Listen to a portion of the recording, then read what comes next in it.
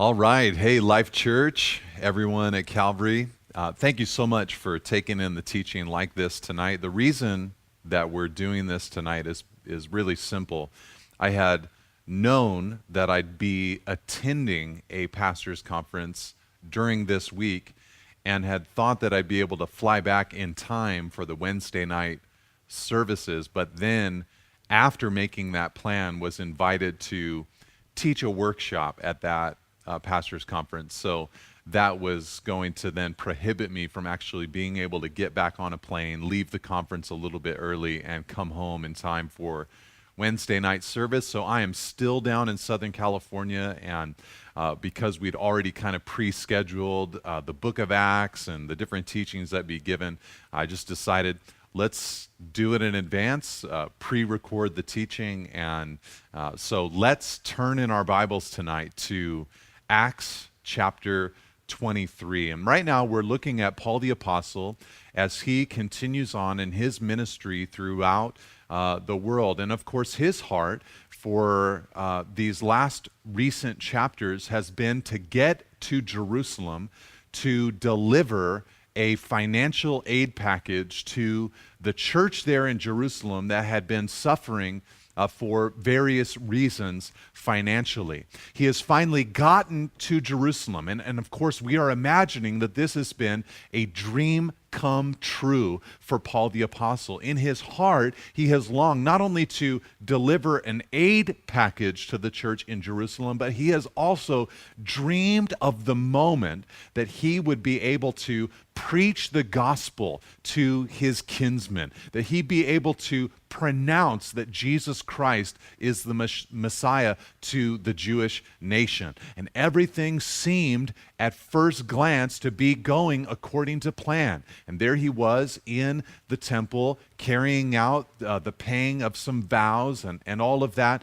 But then rumors began to spread that he had brought an unclean Gentile into the temple region, something that in the Jewish mind was punishable by death. And so they began to mob him, tearing him apart, and the Romans came in, rescued him, and he got an opportunity, as we saw last week, to begin pronouncing the gospel message, declaring his own testimony of Jesus Christ reaching in to his own life and heart. But when he said that Christ had sent him to the Gentiles, they just began to, tear their clothes and throw dust in the air. And it was then that Paul was brought back into Roman captivity. And so here we are picking it up as Paul is now going to present himself to the Jewish leadership and face trial at their hands. And I wonder if at this point, Paul is wondering, there on the Temple Mount looking out and seeing the people, this captive audience, I wonder if at that moment he thought to himself, here it is. God is going to use me to reach the Jewish people. I wonder if now, after having experience the disappointment of that rejection now before the religious leaders, I wonder if Paul is now wondering afresh, maybe this is the moment that God is going to use me to reach the Jewish people. But in many ways, their rejection is going to be proved final in this moment in Acts chapter 23. So without further ado, let's get into the text and move through it and see the surprising unfolding of these different elements in Paul's life and ministry. I should say, though, in the middle of all this, that on a human side of things, there must have been some significant disappointment coming out of Paul's mind and heart at this moment.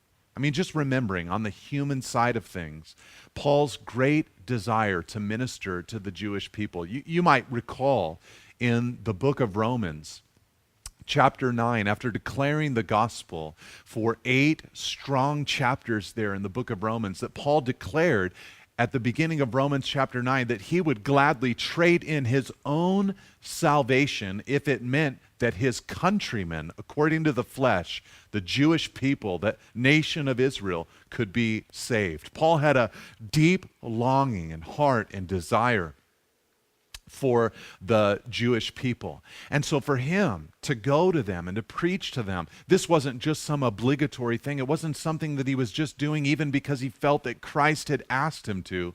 It was something that he was doing because of his deep love and devotion and care for the Jewish people. And it must have broken his heart to see that rejection and for himself to be rejected, but more importantly in his mind, for the gospel to have been rejected there in Jerusalem. So this is a heavy moment in Paul's heart and in Paul's life and in Paul's mind. And part of the reason I mention that is because Paul is going to do some things here in this opening movement of chapter 23 that some people think are ungodly or sinful or wrong. And if they are, then I think we must have extreme grace for them. But personally, I don't even know that they were wrong for him to do and to say. So that's a lot of build up. Let's get into it tonight. He says in verse 1, it says, as Luke records it, and looking intently at the council. So Paul now gathered in front of the Sanhedrin. And of course, as a former Pharisee, Paul understood the machine that was the Jewish Sanhedrin. And so standing before them, Paul said, "Brothers, I have lived my life before God in all good conscience up to this day." Now, as we've been seeing throughout the book of Acts, and as we'll continue to see throughout the book of Acts, serving God with a good conscience or a pure conscience was part of the DNA that Paul the Apostle clung to in his ministry. It was a pillar of his ministry scheme that I want to do things with a good conscience before God. And part of the good conscience that Paul sought to cultivate was the good conscience of being guiltless concerning the blood of all men. In his mind and in his heart, if he declared the gospel to someone, then he was able to serve God with a clear conscience, being innocent of the blood of all. And so that's part of where he's coming from when he says, I've served with a good conscience. I've been declaring the gospel message. So he tells them, I don't know why I'm here. In other words, I've been serving the Lord, living my life before God in all good conscience up to this day.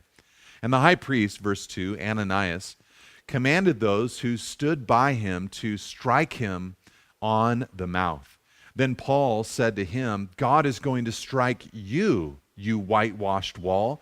Are you sitting to judge me according to the law? And yet contrary to the law, you order me to be struck?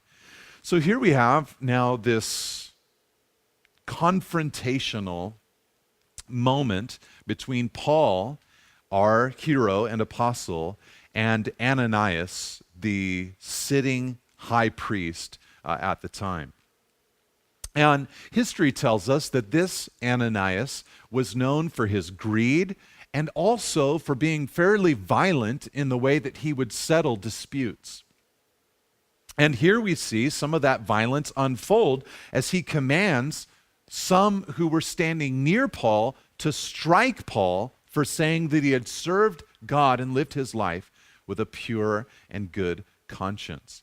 And so Paul tells him, look, God strike you, you whitewashed wall. Now again, as I mentioned, there are some who think that Paul was in the wrong for the way that he handled himself in this, particular moment.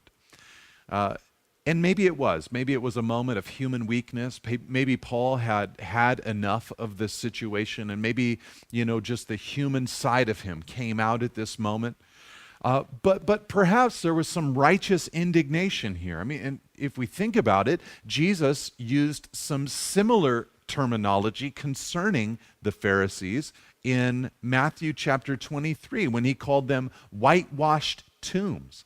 So perhaps Paul is simply borrowing from that Christ-like righteous indignation and speaking out against this irresponsible leader of the Jewish religion at that moment. But however you slice it, he then says to him, "You've done this contrary to the law. Contrary to the law, you have ordered me to be struck."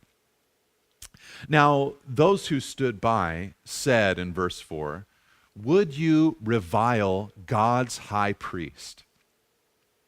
The idea there with that question being, how can you say something against the high priest that God himself has anointed? You might remember or recall the attitude of David over and over again in the Old Testament when Saul was persecuting him and chasing him down. Over and over again, David would say, "I will not touch the Lord's anointed." And then after Saul had died, and then after one of Saul's sons in latter years had died and been killed at the hand of the enemy, at different moments, people would come to him and announce to him, "I killed Saul," or "I killed Saul's son, Ishbosheth." And each time David would announce to them, how can you take credit for something that is not right to have been done? You should not have touched the Lord's anointed. And David felt a responsibility to actually take care of them by executing capital punishment on them for taking the life of the king or one of God's anointed.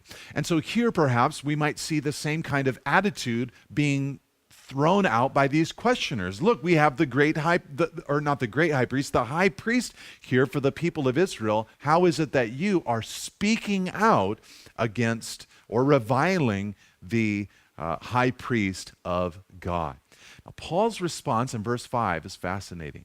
In the middle of this whole moment, it says, "And Paul said, I did not know, brothers, that he was the high priest, for it is written, you shall not speak evil of a ruler of your people." And that is from Exodus chapter 22.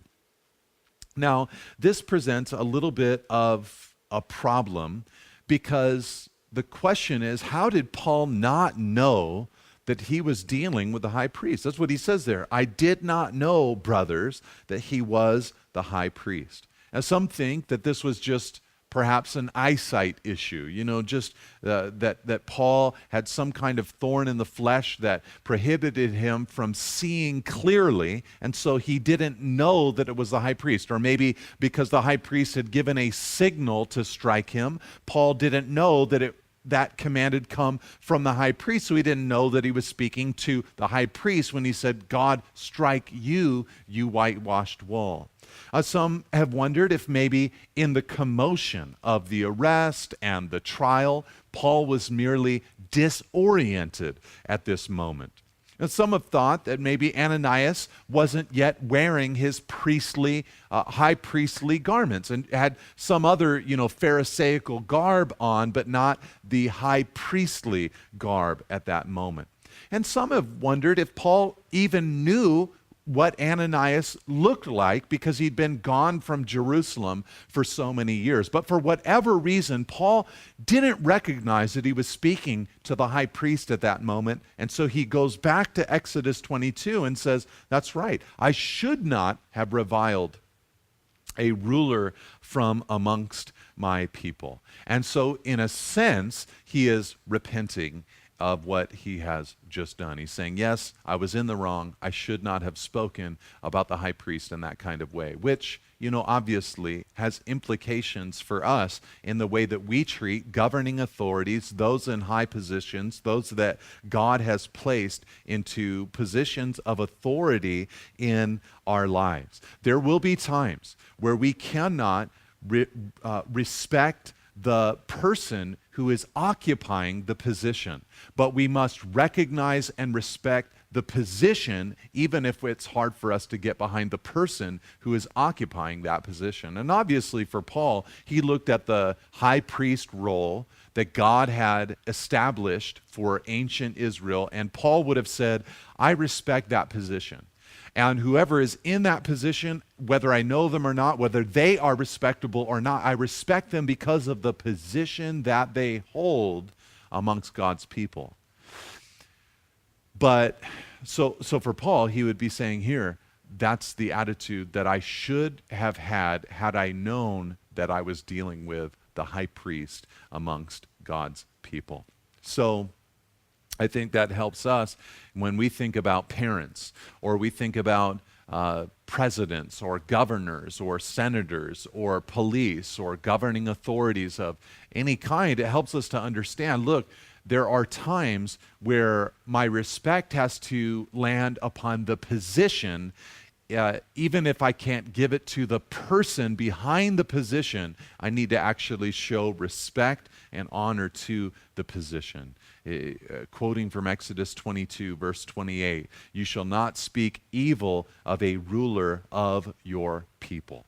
And I wonder how often sometimes the unrest in our own hearts comes from the allowance that we give to our mouths to speak evil of those who are in those positions of prominence and significance in our lives. I think so often we'd be much happier if we could hold back the tongue in those moments, get self-control of the tongue even in those private moments, and keep ourselves from unloading upon whether it's a governing authority or a parent or someone else who has that authoritative position or significance in our lives. So often it becomes a self-fulfilling prophecy when we allow that negative speak to exit our mouths. And so Paul here confesses and says, I should not have done it. Now, Paul's in a jam at this point.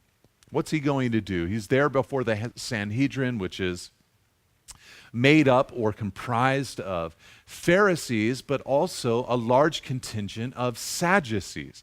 Now, the Pharisees and Sadducees were at theological odds with one another. The Pharisees believed in the whole Old Testament, the Sadducees only part of the Old Testament. The Pharisees believed in the miraculous and in the resurrection of the dead, and the Sadducees rejected the miraculous and the future resurrection of the dead. The Pharisees were more zealous for holiness, although it had become a very perverted definition of holiness, and the Sadducees were more liberal in nature. And so you had these two groups that were very separate from each other, that were comprising the different seats in the ruling Sanhedrin there in Israel. And so Paul is in a jam, and he is going to use the difference of the people that are there, Sadducee and Pharisee, to help him get out of the jam that he's in. So let's read of it in verse 6. A lot of wisdom here from Paul. It says, "Now when Paul perceived that one part was Sadducees and another Pharisees," verse 6, "he cried out in the council, 'Brothers, I am a Pharisee, a son of Pharisees. It is with respect to the hope of the resurrection of the dead that I am on trial.'" Now, what happens here is very significant. Paul just begins to perceive. He notices, okay, there's a lot of Pharisees here, there's a lot of Sadducees here. And so to divide the group and get the attention off of himself, he seems to, come up with a strategy right there on the spot. And he says something that is fascinating. I'm sure you noticed it. In fact, I saw many of your heads look up when I read it in the text. He said, "Brothers, I am a Pharisee, a son of Pharisees." Isn't that a fascinating concept? Here you have Paul the Apostle saying, I'm a Pharisee. It almost grates against our senses to see this great apostle, this great hero of the Christian faith saying, I am a Pharisee.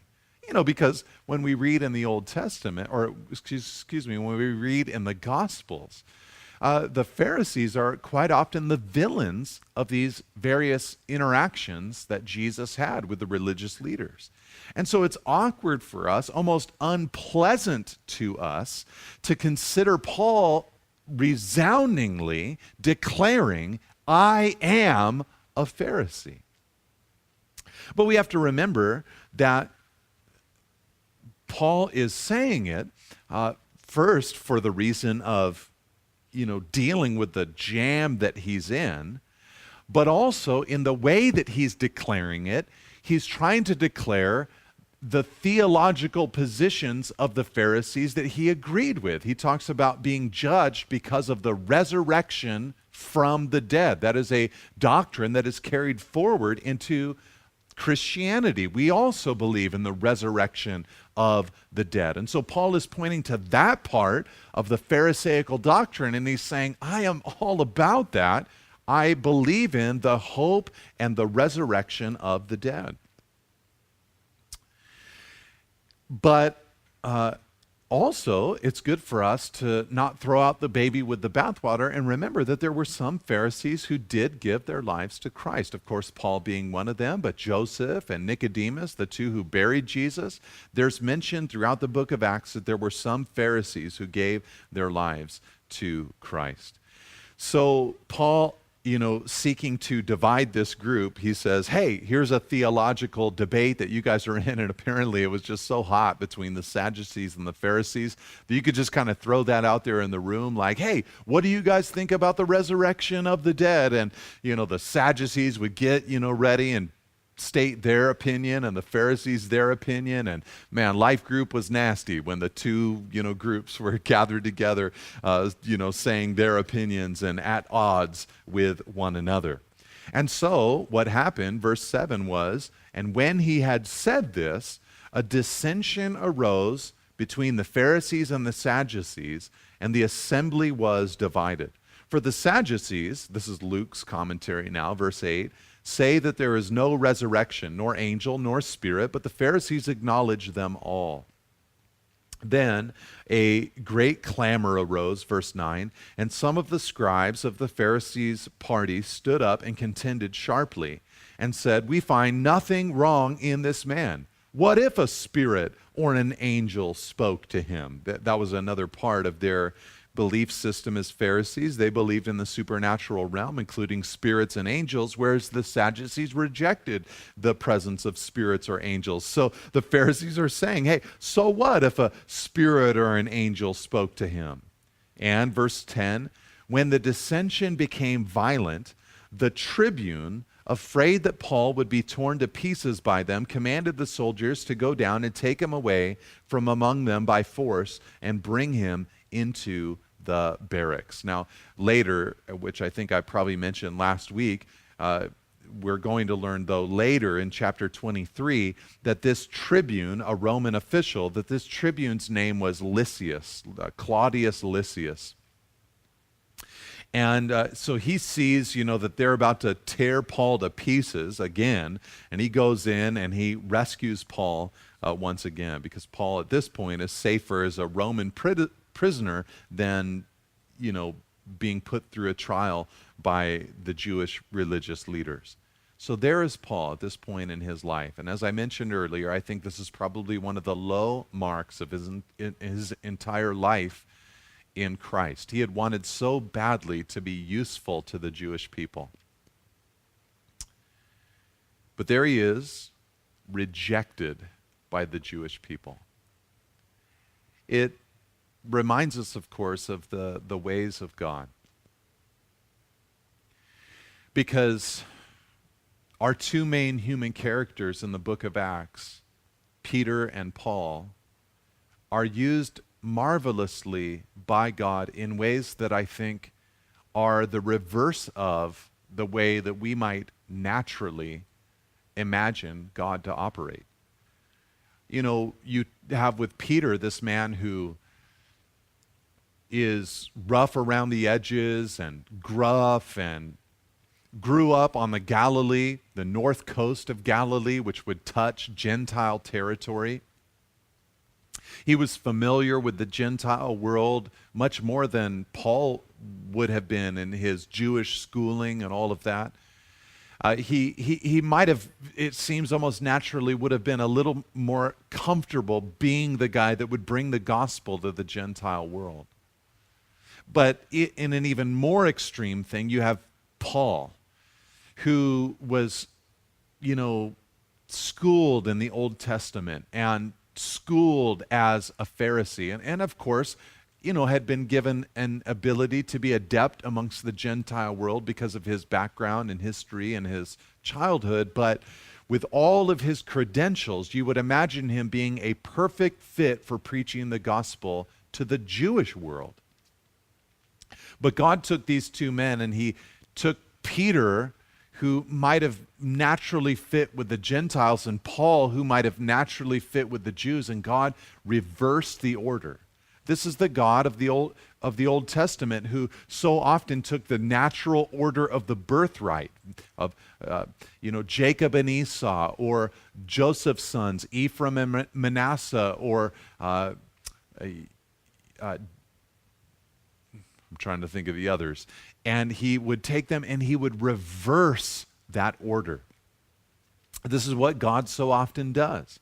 And so we have to remember that so often we have what we say, this would be the best natural fit for me. And we have to understand that God so often says, I don't care about that natural fit. I'm going to reverse it. And I'm going to put you in ministering to a people that, it's going to be the kind of thing where only I will get the credit for the fruit that comes out of your life, because only I could do that through your life. Only God could make a fisherman like Peter effective in the Jewish world and mindset. And only God could take a man like Paul and say, I'm not going to use you in that Jewish world, but I'm going to use you elsewhere. And we're reminded of that here as Paul is resoundingly rejected by the Jewish people. But in that moment of lowness, depression, sadness, it says the following night, verse 11. I want you to read this with me. This is one of the most beautiful parts of this story, and I think the book of Acts. It says, the following night the Lord stood by him and said, take courage, for as you have testified to the facts about me in Jerusalem, so you must testify also in Rome. In the low water of Paul's life, Jesus stood with him. It says there in verse 11, the following night the Lord stood by him. This is the fourth time that Paul has had an incredible vision of the Lord or from the Lord. At his conversion, of course, the Lord knocked him to the ground with that bright light and spoke to him and said, Saul, Saul, why are you persecuting me? When Paul was waiting for directions from the Lord on where to go, he was given in the night a vision of a man of Macedonia saying, come over here and help us. And when he was discouraged in Corinth, the Lord spoke to him and said, do not fear, for I have many people in this city. And now at another low mark in Paul's life, Jesus is there ready to minister to him and to speak to him.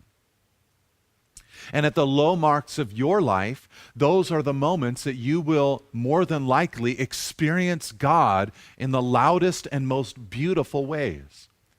Those are the moments of life that you wouldn't trade for anything, although difficult and painful and hard. And although you wouldn't ask for them, by faith you were able to count it all joy when you enter into various trials, partly because you know that in that moment Christ is going to stand with you in a fresh and powerful way. When you are entering into that difficulty, when you are entering into that trial, rejoice because you know that there is some fresh encounter and experience with Christ that you are going to get to receive. An element of his nature, of his beauty, of his love, of his joy that is going to come upon you in the midst of that difficulty. But not only that, the Lord spoke to him and said, take courage. In the same way that you've testified of the facts about me in Jerusalem, so also you must testify in Rome. The Lord looked at the faithfulness of Paul. And as we've followed Paul up to this point, we've kind of wondered, are you being disobedient to the Lord or what? There were all these different visions that he'd had, warnings that persecution was awaiting him in Jerusalem, but still he persisted, still he went, still he arrived there in Jerusalem. Paul, were you being disobedient to God? But in the midst of all of it, no matter what our answer to that question is, here we see Jesus with eyes of grace looking upon Paul and saying, you know, you testified of me here in Jerusalem, and you also will testify of me in Rome. This was a dream of Paul's. He wanted to go to Rome. When we read the book of Romans, Paul's letter to the Roman church, which he's already written at this point, he declared to the Roman church that he longed to be with them, that he might impart some spiritual gift to them. And his plan was to deliver the gift to Jerusalem and then come back to Rome before he went and preached the gospel into Spain.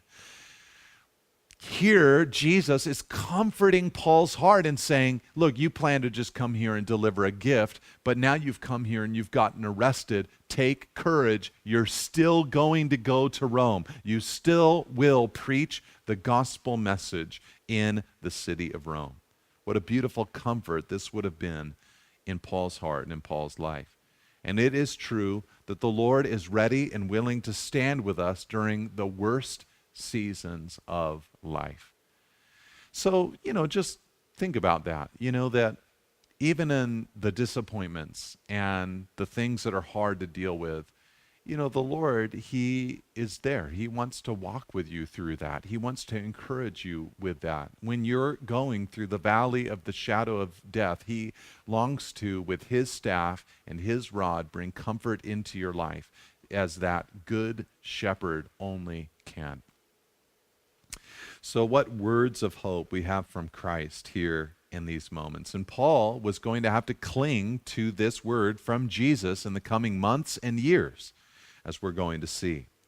Now when it was day, verse 12, the Jews made a plot and bound themselves by an oath neither to eat nor drink till they had killed Paul. There were more than 40 who had made this conspiracy. They went to the chief priests and elders and said, we have strictly bound ourselves by an oath to taste no food till we have killed Paul. Now therefore you, along with the council, give notice to the tribune to bring him, Paul, down to you as though you were going to determine his case more exactly. And we are ready to kill him before he comes near.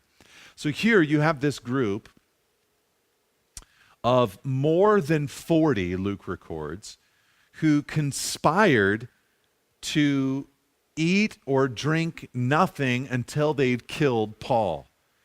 Now, obviously, they, I'm sure, eventually ate because they weren't successful in their mission. I wonder how long these guys lasted, I wonder how long the last guy lasted, the 40th guy. Like, I still haven't eaten or drunk anything, all weak and emaciated as he's trying to figure out a way to conspire to kill Paul. But what this speaks to us of is an intense hatred for this man.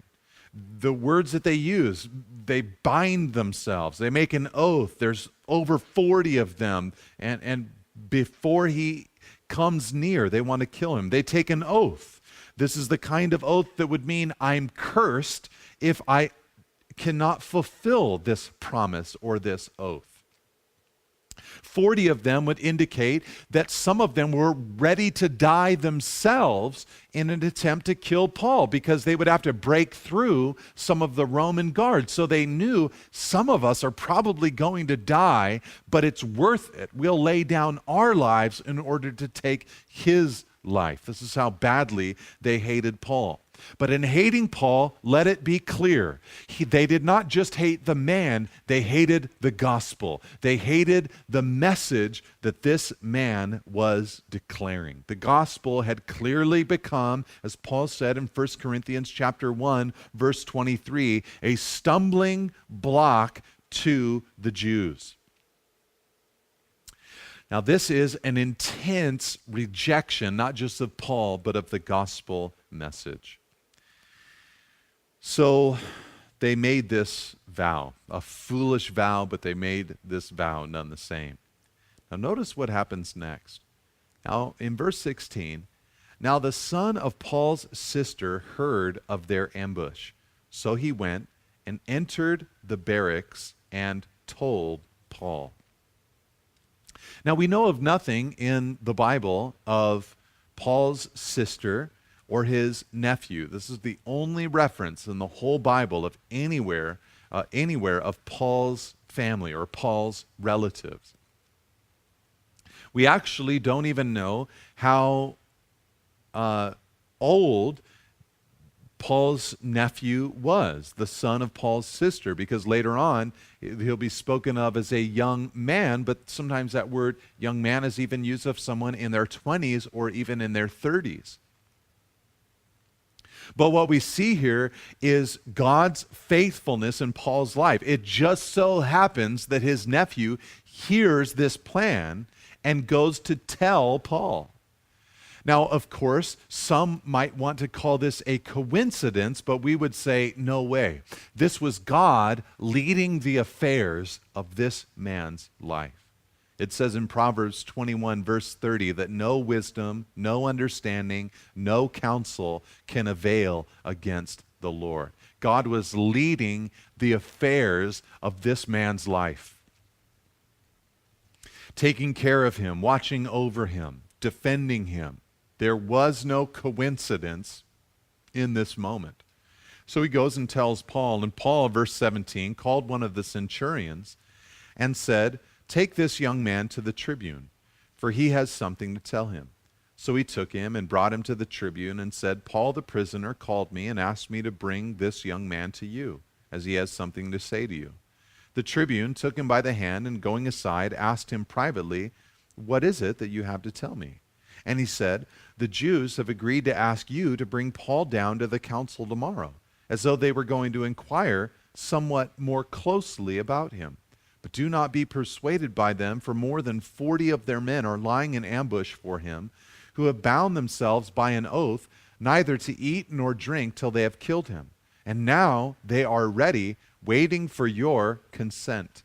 So the tribune, verse 22, dismissed the young man, charging him, "Tell no one that you have informed me of these things." Lysias, apparently, the tribune, was not shocked by this report. He believed that Ananias, the high priest, and the Jewish religious leaders were capable of this kind of crime against Paul.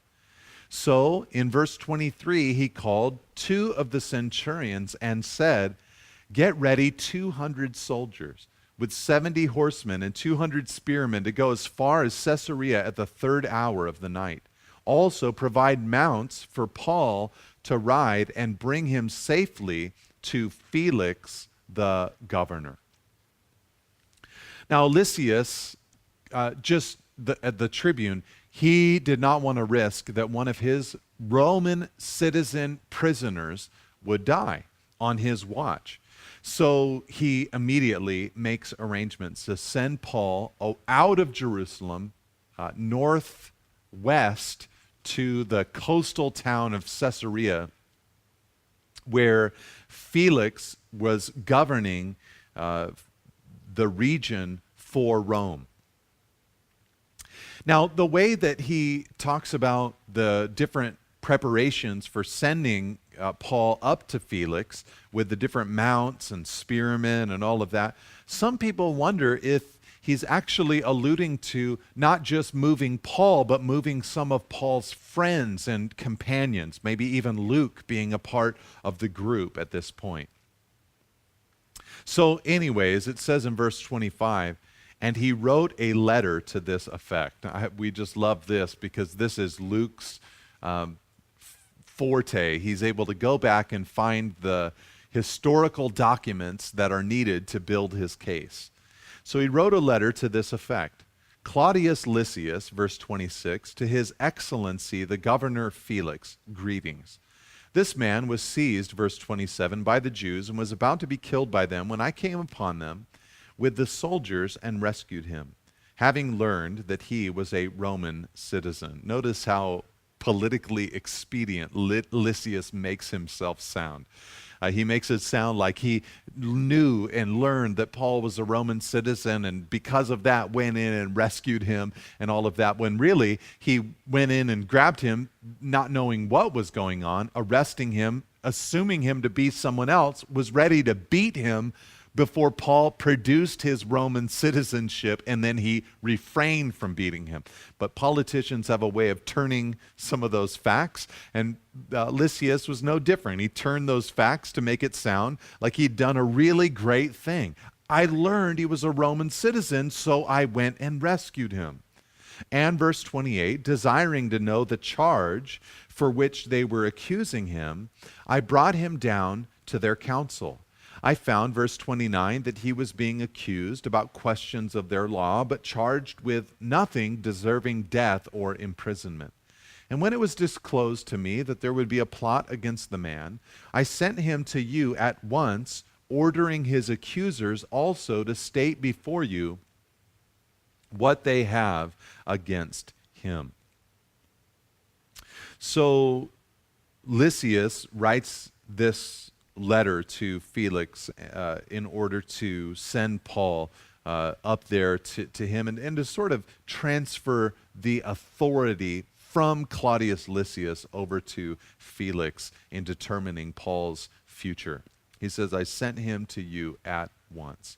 So the soldiers, verse 31, according to their instructions, took Paul and brought him by night to Antipatris, which was a city on the way. And on the next day, they returned to the barracks, letting the horsemen go on with him. So they traveled from Jerusalem to Antipatris, about 35 miles away, and then they returned to Jerusalem. Well, the rest of the party with Paul went on to Caesarea.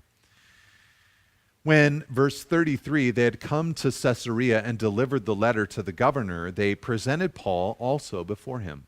On reading the letter, he asked what province he was from. And when he learned that he was from Cilicia, he said, I will give you a hearing when your accusers arrive. And he commanded him to be guarded in Herod's praetorium. So, Felix receives them and determines that he will see the case, but only as a prerequisite, only when Paul's accusers arrive. Now in chapter 24, we're going to see one of many trials that Paul endures in front of a Roman authority. And, I think honestly, in looking at these different trials, there are certain elements that if we think about them, we can really glean some beautiful different elements, but at first glance, they might almost seem a little bit redundant.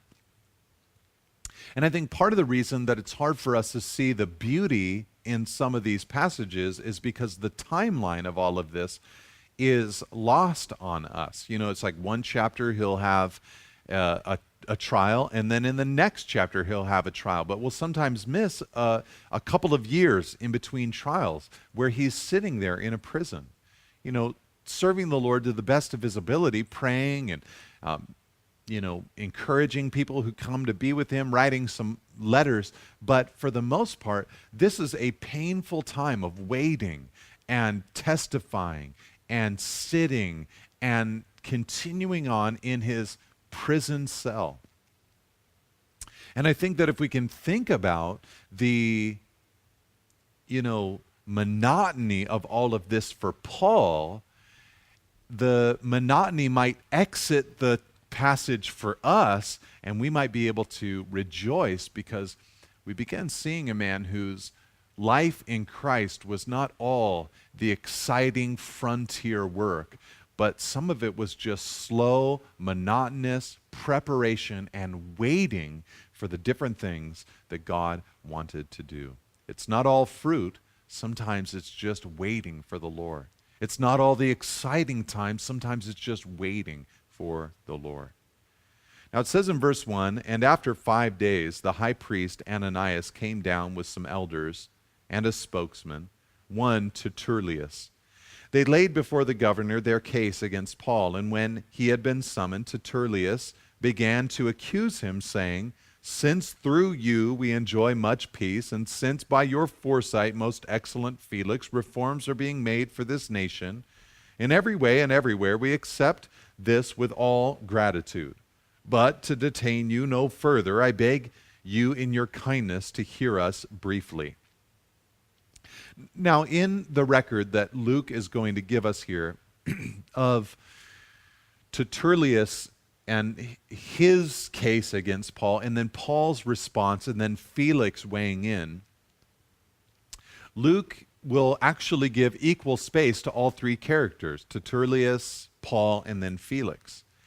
And this equality is meant to show that Christianity was not actually guilty at all of any kind of political rebellion or causing a political rebellion, which would have been very good for the Roman Empire and the Jewish mindset to be able to read of at that time. So that's why Luke is writing about it.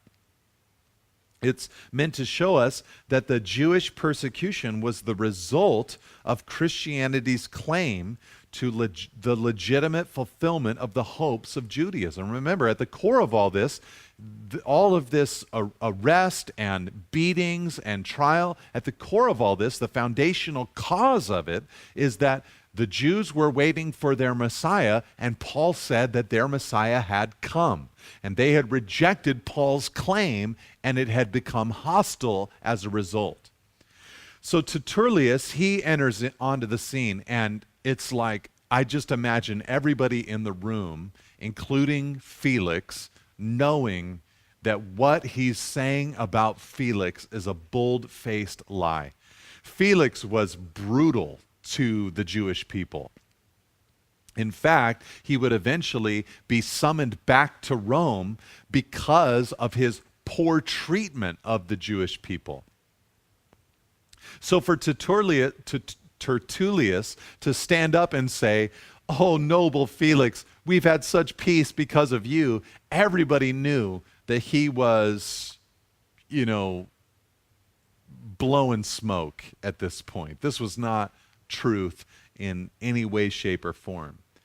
But he is trying to flatter Felix. And then he begins his case in verse 5. And the case is really simple. He says, "For we have found this man a plague," verse 5, "one who stirs up riots among all the Jews throughout the world and is a ringleader of the sect of the Nazarenes. He even tried to profane the temple, but we seized him. By examining him yourself, you will be able to find out from him about everything of which we accuse him." The Jews also joined in the charge, affirming that these things were so. So, if you consider the charges that Tertullus brought, they are threefold. Number one, he's saying there were riots that Paul started, and riots were punishable by Rome. So accusation number one, Paul started riots.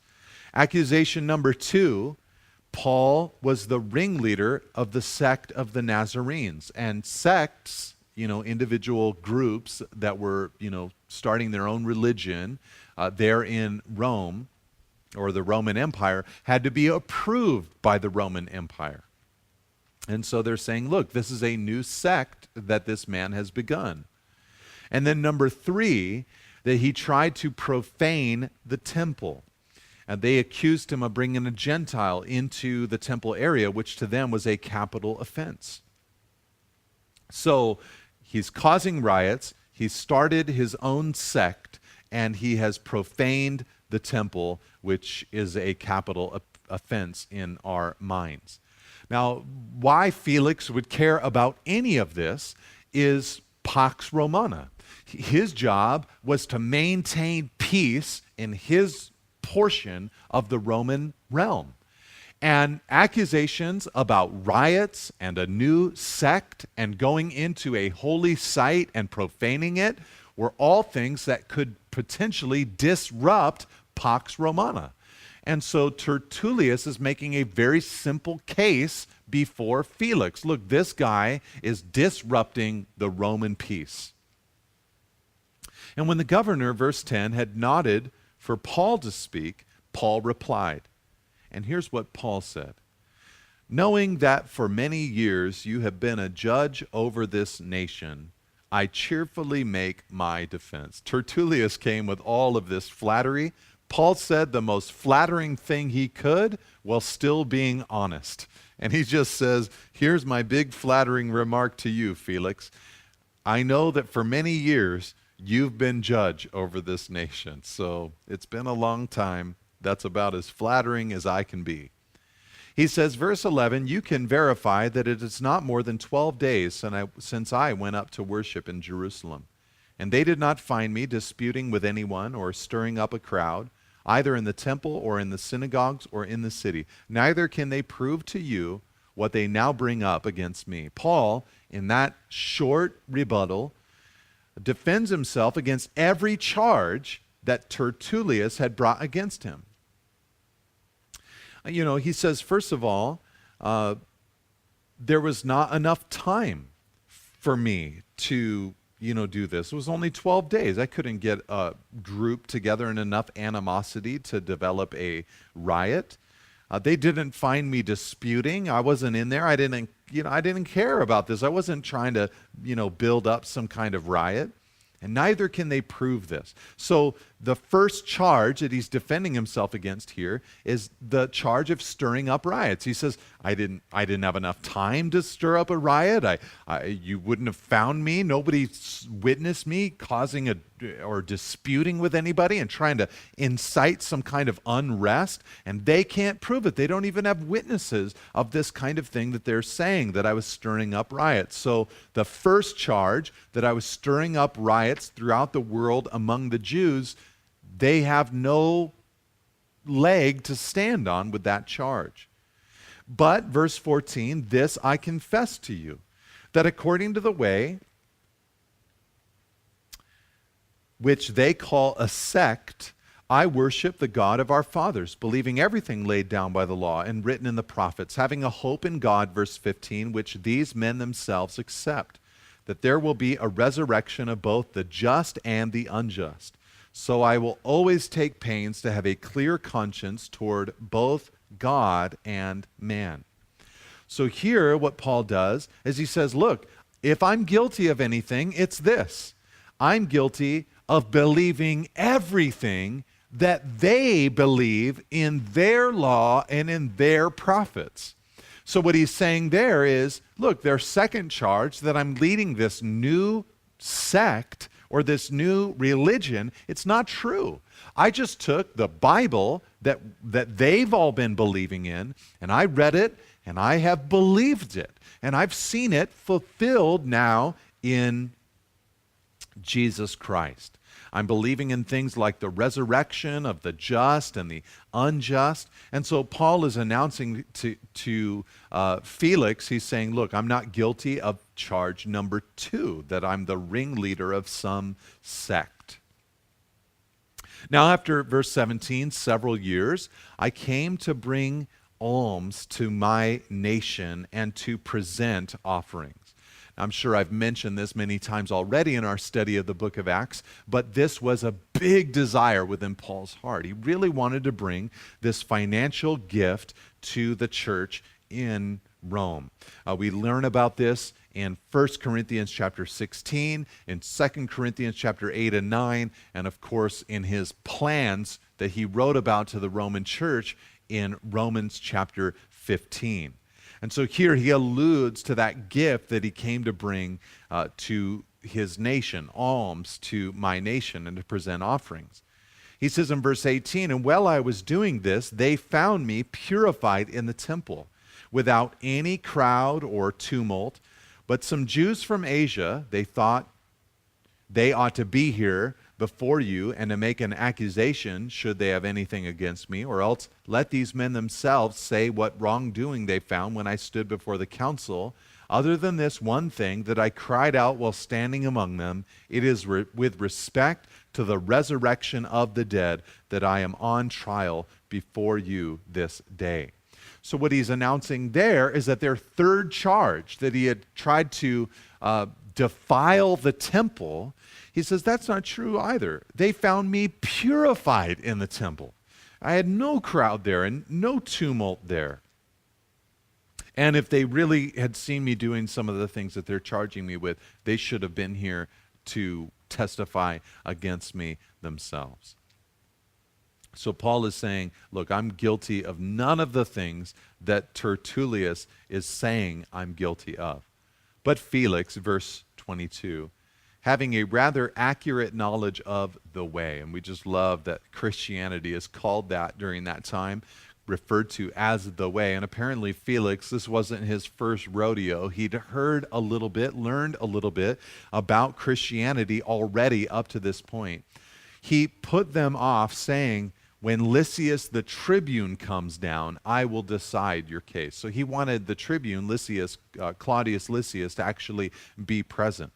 Then he gave orders to the centurion that he should be kept in custody, but have some liberty, and that none of his friends should be prevented from attending to his needs. So there's Paul now imprisoned in Caesarea.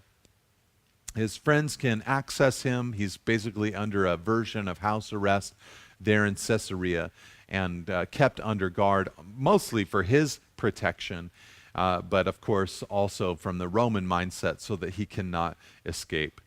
Now, isn't it interesting that Paul is now standing up for himself? He's giving a defense of himself in this Roman court. Now, after some days, Felix came with his wife Drusilla, verse 24, who was Jewish, and he sent for Paul and heard him speak about faith in Christ Jesus. And as he reasoned about righteousness and self-control and the coming judgment, Felix was alarmed and said, "Go away for the present. When I get an opportunity, I will summon you." Now this couple, Felix and Drusilla, they're an interesting couple. Felix, from history, we know him to be a real train wreck of a man. He was a violent man, an angry man, was apparently a slave who had gained his freedom and had ascended the Roman ranks until he'd become a ruler, a governor there over that region. And Drusilla was not his first wife or second wife, but his third wife. Drusilla was the youngest daughter of Agrippa I, according to the historian Josephus. And she had been married at age 15 to a foreign king. And Felix eventually fell in love with her, and according to history, sent Simon, remember him from earlier in the book of Acts, a Jewish sorcerer there on the island of Cyprus. He apparently sent Simon to convince her to leave her husband and to marry Felix, which she did around AD 54. This is all from outside of the Bible, from history, making her Felix's third wife. And apparently, Drusilla influenced Felix against the truth here, like he had previously done to her. That's what tradition tells us. So here you just have this crazy couple getting together before Paul to listen to him speak. And as Paul speaks, he talks to them, most notably to Felix, about righteousness and self-control and the coming judgment. This is powerful because I think what Paul is doing is he's speaking to them about what God demands of a person. Righteousness, that's the first thing he mentions. That God is looking for, what God requires is perfection. And of course, Felix and Drusilla, they would be standing there in guilt before God. And so Paul is announcing that what they would need in order to be acceptable to God would be the righteousness of Christ. They needed the forgiveness of God. And so he's speaking to them of righteousness. He's preaching to them, I believe, the message of the gospel.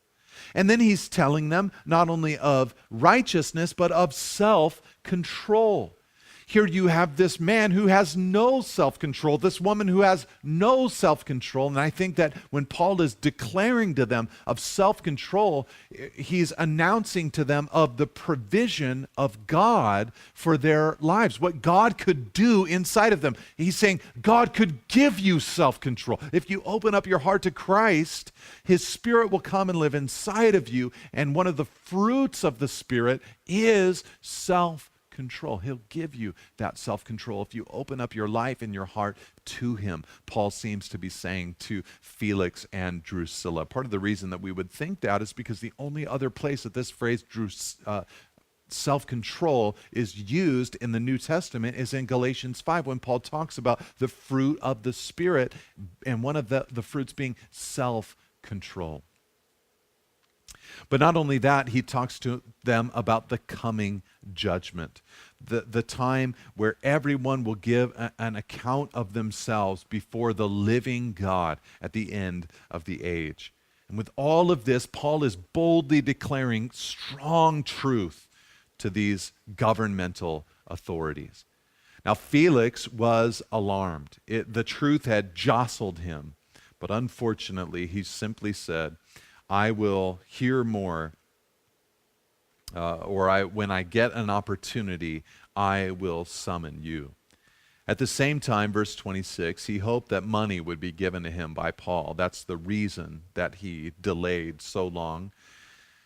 He wanted Paul to pay him, which is very interesting because Paul didn't pay him, and apparently no one in the church paid him in order to free Paul. So he sent for him often and conversed with him. When 2 years had elapsed, Felix was succeeded by Porcius Festus, and desiring to do the Jews a favor, Felix left Paul in prison.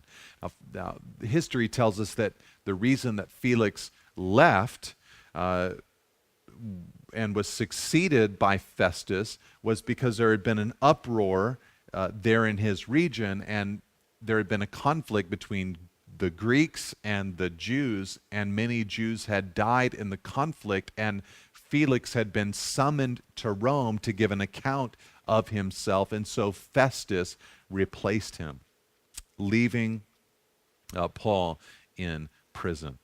Now let's just look at the first 12 verses of chapter 25 briefly to close out our study tonight. Now 3 days after Festus had arrived in the province, he went up to Jerusalem from Caesarea. And the chief priests and the principal men of the Jews laid out their case against Paul. And they urged him, asking a favor against Paul, that he summon him to Jerusalem, because they were planning an ambush to kill him on the way. Part of the reason I wanted to read this in addition to what we've already read tonight, is to show you that even after all of these years now, it's been 2 years that have elapsed since Paul was first brought to Felix. Now Felix is gone. We have a new guy, Festus, and 2 years later, this hatred is still there for Paul from the Jewish authorities. Festus knows that there's a big mess that's been made between Jew and Gentile in this new realm that he's overseeing. And so even after he sets up shop in Caesarea, a few days later, his first move politically is to go to Jerusalem. And one of the first things that they request is for a trial with Paul. But they ask for that because they still want to ambush Paul on the way. Festus, verse 4, replied that Paul was being kept at Caesarea and that he himself intended to go there shortly. So he said, let the men of authority among you go down with me, and if there is anything wrong about the man, let them bring charges against him. After he stayed among them not more than 8 or 10 days, he went down to Caesarea, and the next day he took his seat on the tribunal and ordered Paul to be brought.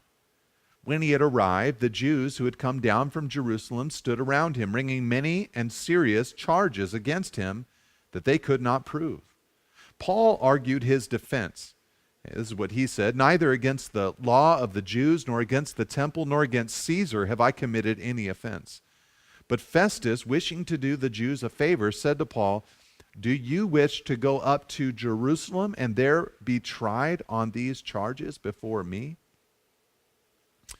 that was his question. These guys want to have a trial in Jerusalem. Are you willing? I think Festus was a little out of his depth here. History presents him as a man who was a little beyond his depth in this political position.